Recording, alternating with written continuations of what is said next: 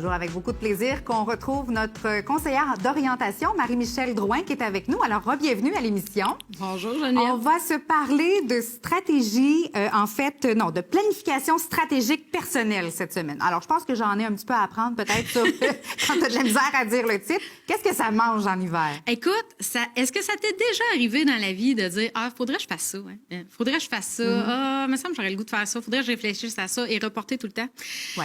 Bien, cette année, j'ai décidé de faire une chose que je reportais tout le temps moi-même. Puis j'ai trouvé l'expérience tellement intéressante que j'ai envie de la partager aujourd'hui. C'est parfait. Donc, dans le temps des fêtes, j'ai finalement fait une planification stratégique personnelle. Les entreprises font beaucoup ça dans la vie pour prévoir le futur, comment ils voient leur entreprise, comment ils voient l'évolution, quel plan ils mettent en action. Sauf qu'on peut faire ça pour soi-même aussi. Dans le fond, le principe d'une planification stratégique personnelle, là, c'est de prendre les grands volets de sa vie, de prendre le temps de regarder c'est quoi les grandes sphères.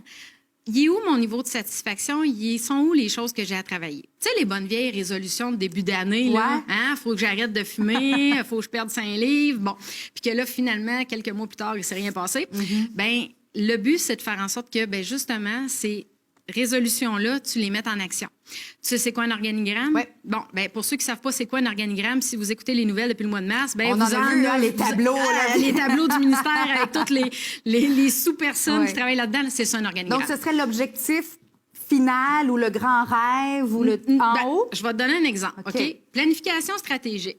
Admettons, en passant, là, ça vient d'une ressource que si tu as le goût de l'écouter, c'est Dany Beaulieu, qui est une spécialiste en technique d'impact que moi j'adore et qui m'inspire beaucoup, c'est une conférence de 2 heures qui se donne en ligne, que tu achètes puis que tu écoutes au moment que tu veux. Okay. Elle a un livre aussi. C'est super bien vulgarisé.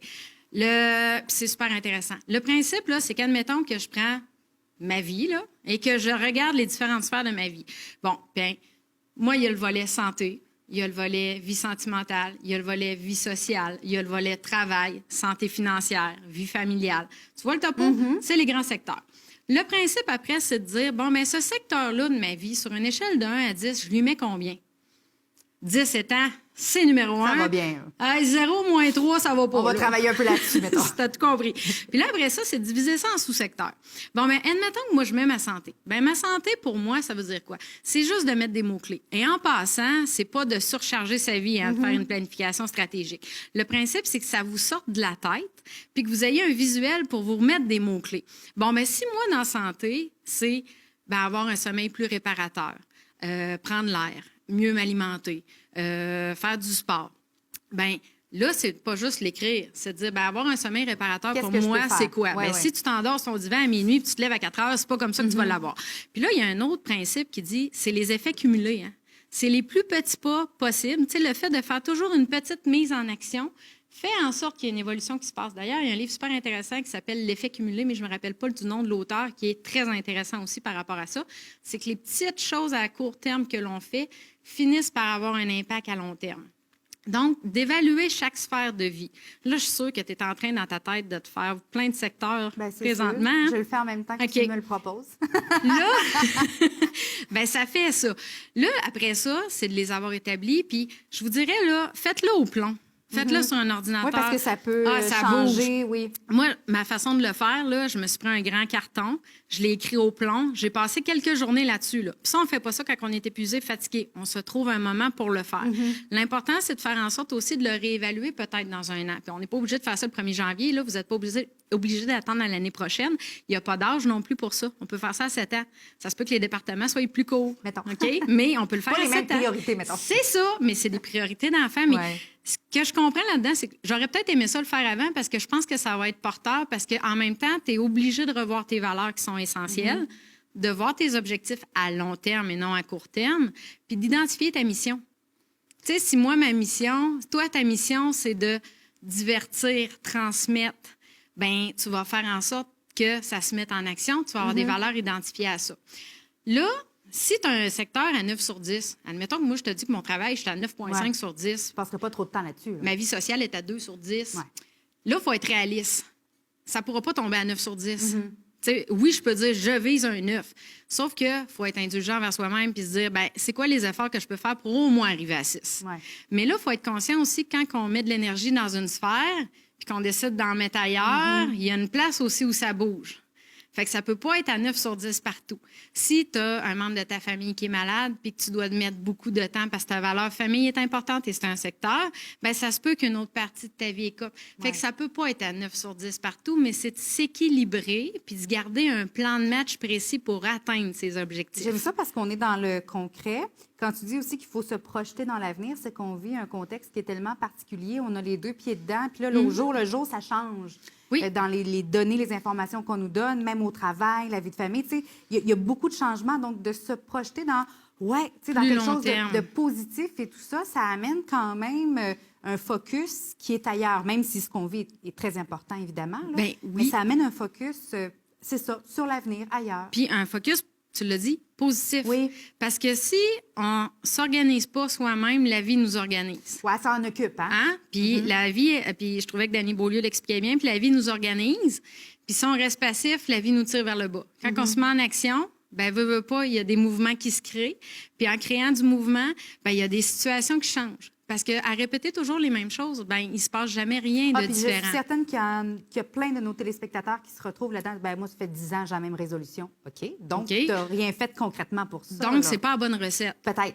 Donc, puis là, des fois, ça, c'est Marc Vachon qui disait ça, que c'est un psychologue que j'adore, qui est un bon vulgarisateur, qui disait à un moment donné, il faut provoquer le malaise. Puis moi, je le fais souvent avec Sortir mes de clients. la zone de confort, là, puis... Ben, quand je le fais avec mes clients, je dis tout le temps, dans 3 ans, tu es assis en face de moi et on a la même conversation. Et là, on voit les gens avoir une réaction qui est non, OK, dans 2 ans.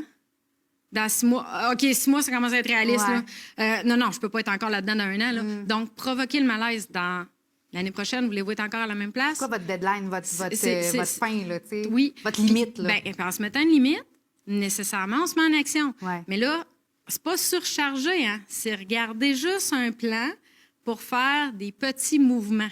Être dans l'action. Dans l'action, constamment, le regarder, le voir, parce que le garder en tête, ça marche pas. Le voir visuellement, ça aide, parce que ça force le cerveau à se dire, OK, ben ça, il faut que je l'améliore. Puis, tu le dis très bien, on peut faire à l'ordinateur, on peut se faire un gros carton. Donc, les plus créatifs d'entre nous vont C'est faire des images, choses c'est des sur dessins. Exactement. Les autres qui sont plus peut-être cérébrales le feront à l'ordi. Puis, c'est bien correct comme ça. Là. L'important, c'est de se retrouver là-dedans. C'est de se faire une stratégie, puis pas alourdir. C'est vraiment voir c'est quoi qui est important. Puis par rapport à la mission, j'ai envie de revenir là-dessus. Souvent, les gens disent, là, il faut que je trouve ma mission. Ouais. Mais, Ils sont angoissés juste à penser à ça. Là, on va revenir, là, la mission, là, c'est pas compliqué des fois. Ouais. Hein. La mission, c'est moi, je veux soigner. Ouais. Moi, je veux divertir. Je veux transmettre des connaissances. Je veux aider les gens à se développer. Sa mission, là, c'est ce qu'on porte en soi, qu'on a le goût de transmettre et comment on peut le faire. Puis les valeurs ont de l'importance. Mais si ta valeur santé devient très, très, très importante parce que il y a des problèmes de santé qui se développent, ben, il y a peut-être des contrats de travail que tu vas refuser pour prendre soin de ta santé. À l'inverse, si une valeur succès ou valeur réussite professionnelle qui est très, très forte puis que tu es en santé, ben tu vas mettre de côté peut-être d'autres choses pour évoluer. Mais c'est assumer pleinement les décisions qu'on prend aussi pour améliorer sa situation ou rester sur le statu quo puis dire, ben la situation ne change pas, mais parce que je ne bouge pas. Exactement. En prendre conscience, du moins. Oui. C'est toujours un immense plaisir de te recevoir. On va se retrouver la semaine prochaine aussi. À ce moment-là, davantage peut-être au niveau de la recherche d'emploi. Oui. Parce que, bon, c'est un contexte, on n'arrête pas de le dire, extrêmement particulier, mais il y a des secteurs qui en demandent, d'autres où, bon, les gens ont perdu leur emploi. C'est pas nécessairement un contexte qui est facile, mais avec les bons outils, on peut réussir justement à créer du mouvement. On se retrouve la semaine prochaine. Merci, Marie-Michel. Super. Merci. Bye-bye.